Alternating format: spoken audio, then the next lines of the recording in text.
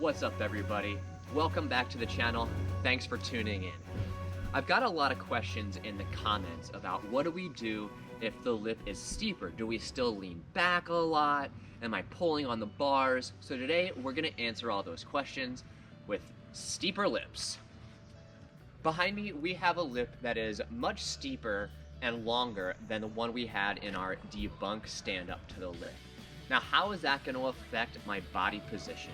Now, with a mellower lip, right, we have to create more of a counterweight and actually kind of put more tension on the bars. We can also add more steepness by creating more of a counterweight with our body.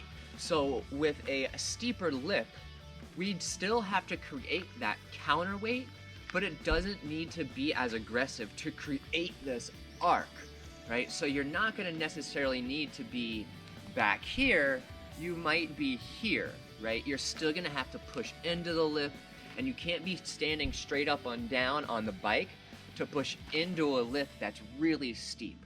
So we still have to create some of these angles to create the pushing and the tension on the handlebar, but it doesn't need to be as aggressively executed. But you do have to commit to going off of that steeper lip, right? We can't shorten the angle or the arc of a jump. When we can if you scrub, but that's not what we're talking about. Most jumps have a specific arc because of the angle of the lip. So with this, we don't need to put so much effort in to get that height, but you have to accept going off of it. You can't be like, oh, I don't want to do it, right? If it's a long lip like this, where it's actually like the transition's pretty long, it's a pretty chill transition. We're gonna go to some jumps after this one that have a much tighter transition, and that just means you need to accept it that much faster, and the kind of pump, if you will, that you get by kind of creating that transition change is much faster. So let's get the video to the side, and we'll give you a few slow-mo examples, talk us through it, and we'll also then go to some much steeper, bigger jumps. Let's go for the ride, boys and girls.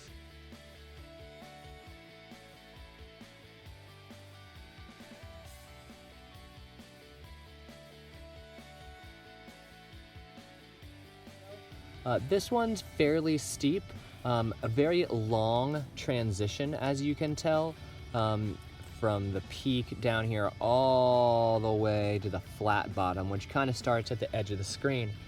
So let's see what my body position looks like coming into the screen here. Front wheel. All right, now, I've obviously already preloaded my body weight into this thing, right? So notice that my chest, right, or my body position is gonna be accepting this angle change, right? So until I start my explosion, my upper body is gonna kind of match the angle of the tires as I kind of ride this transition here. You won't see my upper body start to stand upright until I have to leverage my body weight to keep the front wheel driving upward. All right, so as I go forward through this, all right, let's see where I'm gonna start to explode at. Right there. Kind of see my body position change right as my front wheel leaves.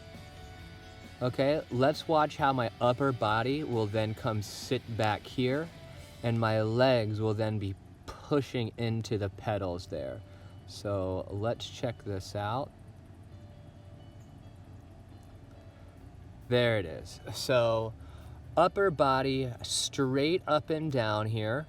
Almost perpendicular to the ground. Someone said that in a comment, and I really liked the way that sounded. So I'll use it here. And the legs, my feet pushing, and look at that arc. You can tell I'm pushing on that pedal, right? I'm pushing into it, and I'm also on my toes because I'm also starting to push myself up in the air with my legs. but I will be pulling myself forward, back forward with my arms here, which you probably won't get to see all in this frame, but we're not talking about that. We're just talking about form off the lip. So as we go through here, right, toes pointed, toes fully pointed now, because that's gonna help me also pull my body back to where it needs to be, up and over the top tube up here. It doesn't need to go far, it just needs to get there. So continue through, you'll see me leave, you'll see me leave, you'll see me leave, right? And my tires keep going up in the air, right? Now I'm like riding the bike. I'm like, yep, we're going up together. And that's all because, once again, I'm exploding off the very top of this lip. My weight is still on this bike until this point. And then I'm taking the bike with me. I'm not jumping off. I'm making sure it goes with me by pulling it up and rolling it forward as I'm flying through the air. So let's go back and we'll have a look at a steeper lip and we'll see if my body position changes, and then we'll do a side-by-side comparison. All right, let's check this out. All right, guys, so here we are at a much, much steeper lip, all right? And the angle at which my front tire has to continue going is a whole lot greater. So I definitely have to make sure I'm using my body as a counterweight and I'm exploding off the rear tire at the edge of the lip. I definitely don't want to be jumping up this lip. My pre-weighting is going to be the same at the bottom, but as you can tell, this has a much quicker transition to going straight up. It's not like the lip we were just at where it kind of gradually gets there. So my transition from going from attack going down the trail to preload to going up into the initial wheel lift and then so on and so forth is gonna be a lot quicker. So we have to be on it and we have to commit to letting ourselves go up in the air. We can't just try to jump across this. If we try to jump across it, we are definitely gonna get bucked. So let's go ahead and have a look at how my form is in some slow-mo. We'll talk us through it.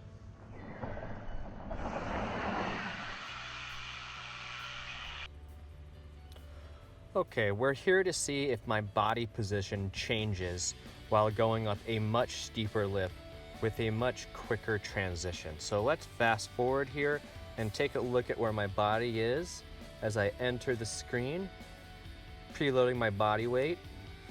Take a look at where my upper body is gonna relate to the bike and the angle of the bike. So notice that the angle of the bike here kind of matches the angle of my upper body.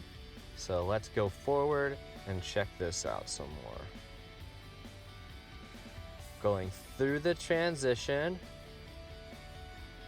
starting to shift my weight back, and notice how my body angle and the angle of my tires, very important here, right? We've got them, you know, pretty well off here. Now, as we move forward, I'm gonna start my explosion right about here, right? And this is where I'm gonna start to take my upper body, you know, make it kind of straight up and down there so I can have a really nice counterweight on those handlebars. Notice the kind of shape of my foot here, right? And it's kind of pushing into the lip. I'm not gonna be unweighting my body until I get to the peak here. So as I go through this lip and my front tire is gonna unweight, notice where my body changes to. Still here, right? My legs are pushing in, but they're getting a little straighter.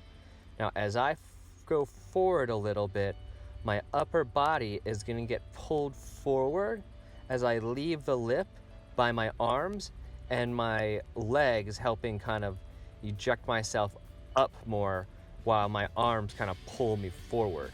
So let's go forward here. Front wheel is left, look at that upper body. Okay, and we're gonna leave the frame, but you'll get to see all of it here. Now, right here, right, I'm getting my body closer to those bars, right? My bike's going straight up and down, and now I'm shifting my hips, starting to shift them forward so that as I make my arc, as I reach the peak here, all I have to do is roll the bars forward and point my front wheel towards the landing. So as I start to leave here, look, front wheel still going up, right? We're going up, we're going up, we're going up. Look at these toes here as I leave the frame. Notice how they're pushing on that pedal, and that's helping me scoop that sucker up with my feet also while I'm rolling the bars forward.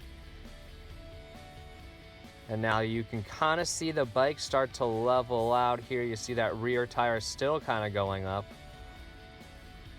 When will it come back down? It leaves the frame completely, and now it starts to come back down, right? There it is. There it is. There it is. There it goes. So my body still goes through all the same motions as it does on a mellow lip, but they're just not as exaggerated through the steeper lip.